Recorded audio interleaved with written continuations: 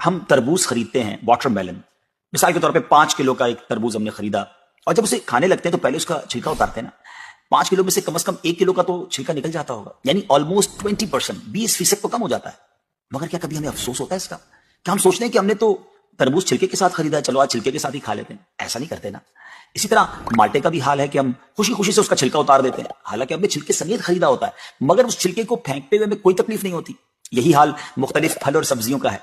अच्छा, हम चिकन भी तो खरीदते हैं, जिंदा साबित, उसी को तोलते हैं, तुलवाते हैं, पैसे देते हैं, मगर जब खाने की बारी आती है, पकाने की बारी आती है, तो उसके बाल, उसकी खाल, उसकी आलाइशें निकल जाती हैं, तो वेट तो कम हो जाता है, मगर कभी इस पर दुख होता है?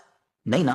तो फिर 40,000 में से 1,000 देने पर, 1,00,000 में से सिर्फ 2,500 देने पर हमें क्यों बहुत तकलीफ होती है? हालांकि ये सिर्फ 2.5% तो बनता है, यानी 100 रुपए में से सिर्फ 2.5 रुपए। ये तरबूज, केले, आम और माल्टे के छिलके और गुठली से तो बहुत कम है ना। इसी तो ज़कात फरमाया गया। हाँ, एक और बात, साल में एक ही बार देना होता है।